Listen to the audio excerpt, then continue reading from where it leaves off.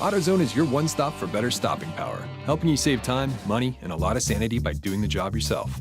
Now, to do the job right, you'll need the following tools, which can all be found at AutoZone, including a caliper compression tool and a torque wrench, which are both available through AutoZone's Loan a Tool program. Before you begin, you'll want to refer to the precautions section in your car's owner's manual for any special callouts or warnings. It's also a good idea to have a repair manual on hand to refer to during this job and any future jobs you decide to tackle. AutoZone recommends wearing safety glasses and gloves during your repair. And while not all new brake pads come with hardware, you can always pick some up at AutoZone. At any time, feel free to use the description section to jump ahead in the video. And while you're not changing your rotors today, now is a great time to check them for any irregular wear patterns or signs that they need to be replaced. Before you install the new, you have to take off the old. And while a 2000 Silverado 1500 is being used here, the same steps will help you with your vehicle. Now it's time to remove the wheels. Safety first. You always want to chalk the wheels that you're not working on. Check the owner's manual for factory-approved jack points. Then place the jack under one of the recommended jack points. Raise your vehicle just enough to take some of the weight off the wheel. The tire should remain touching the ground. Then, use a tire iron to loosen the lug nuts. You can use the tire iron that came with your car, or you can grab a Duralast tire iron from AutoZone as shown here.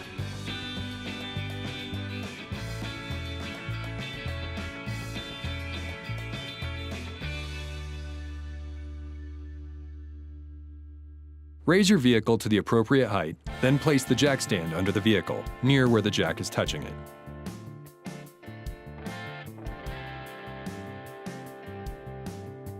Once you have the jack stand in the appropriate place, slowly lower the jack until the vehicle is resting securely on the jack stand.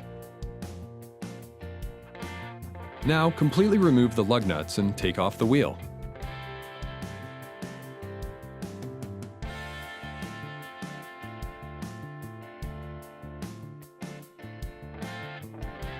Next, the brake caliper is removed.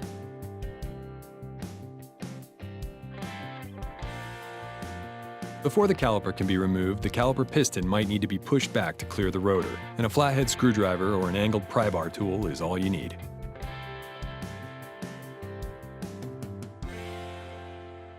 Next, loosen the two caliper bolts on the back of the caliper.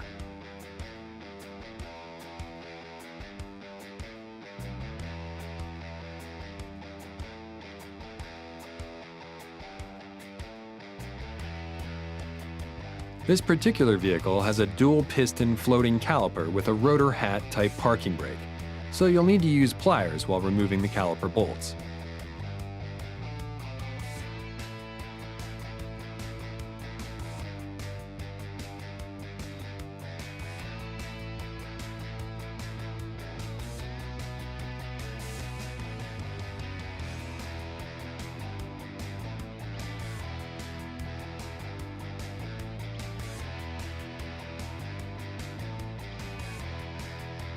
Once both of the caliper bolts have been removed, the caliper should be free to slide off of the caliper bracket.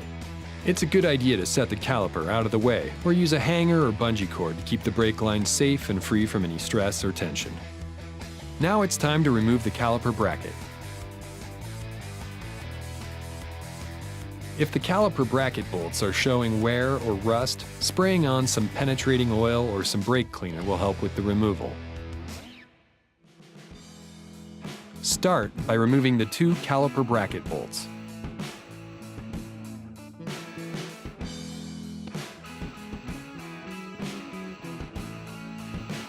Once the bracket bolts are out, you can remove the entire unit by sliding it off the spindle and the rotor.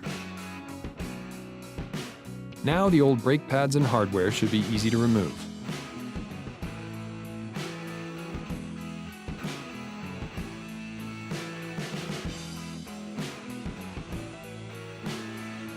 And now, with everything removed, it's a good time to compress the caliper piston. You want to keep the bleeder valve facing up to prevent air from getting in, and try to make sure no brake fluid gets on any painted surfaces. A caliper compression tool and an old brake pad will make life easier and help protect against damaging the caliper. And with the free AutoZone Loan a Tool program, you can borrow one without purchasing a new one for a single-time use. Some bleeder valves may have a small dust cap to protect the valve. make sure to remove the valve cap first. Then, use your 10mm socket wrench to open the bleeder valve. This is what allows the brake fluid to come out. You'll want to use a brake bleeder kit or a drain pan to catch the brake fluid. Use the caliper compression tool to compress the piston until it stops. Then wait until all the fluid is done coming out. When you're finished, make sure to tighten the bleeder valve back up.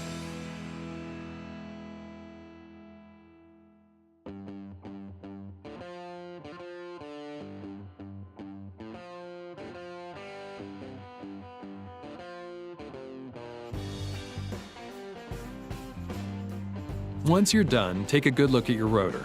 Check for any uneven or irregular wear patterns. A micrometer tool will check your rotor's thickness and can help you determine if it's time to replace your worn rotors. With the old pads removed, the installation can begin. First things first, let's clean the caliper bracket. Be sure to clean away any dirt or debris from the caliper bracket before installing new hardware and brake pads. Once cleaned, the caliper bracket is ready for action.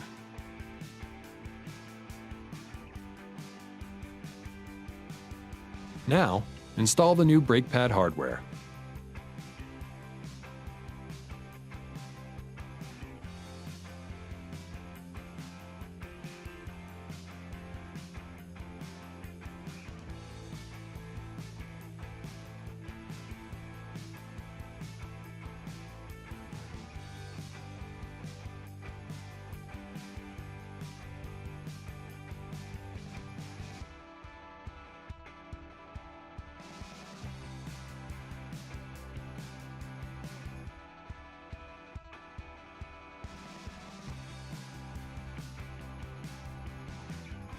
Once the new brake pad hardware has been properly installed, it's time to reinstall the caliper bracket.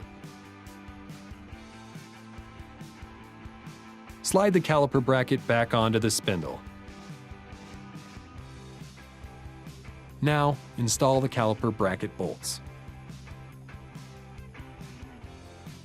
Now, tighten the caliper bracket bolts to the right specifications.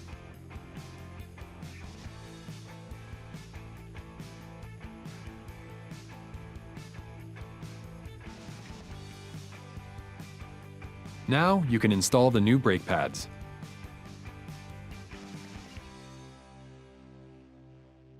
Make sure you apply brake grease to your brake pads where the pads fit into the hardware, but also make sure not to get any grease on the side of the pad that contacts the rotor.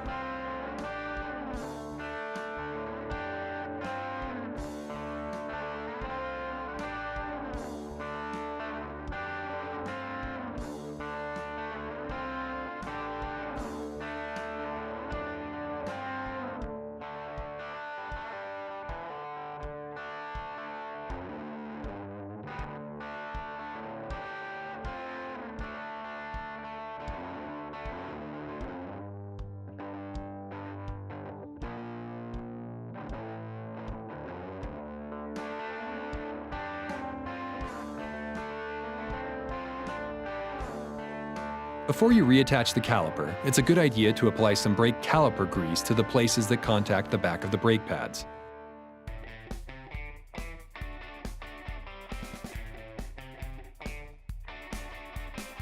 Then, the caliper can be reattached by pivoting the caliper into position.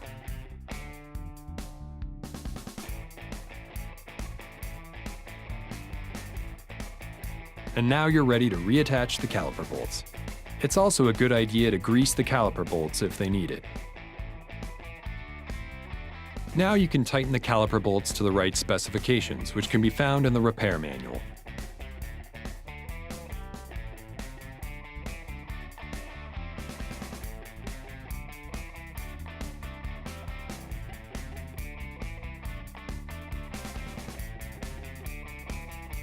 Once the caliper is reinstalled, it's a good idea to bleed the brake one more time to make sure there isn't any air in the system.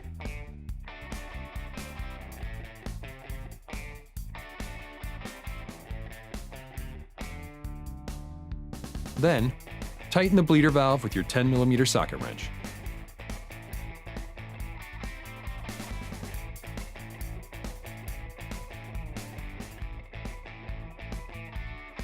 Last but not least, it's time to throw the wheel back on.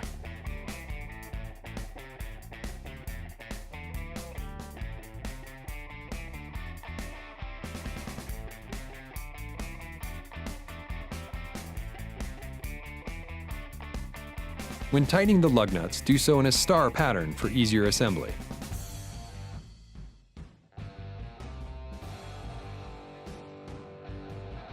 Now you can jack your vehicle back up enough to remove the jack stand.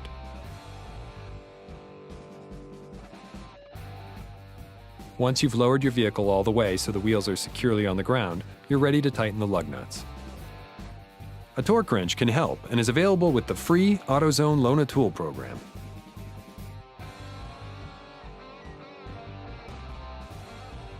Now that you've finished this side, you can follow the same steps on the other side. Now it's time to prime it, pop it, and pour it in. To prime your brakes, step on the brake pedal several times. This helps extend the pistons closer to the pads, seating the brakes, shims, and rotor. Then pop the hood. You can check the fluid levels and pour in brake fluid if it needs it. And remember, it's a good idea to follow the 30-30-30 rule to brake in your new brakes. And be sure to check out our other DIY videos on our official AutoZone channel. Thanks for watching. Get in the zone, AutoZone.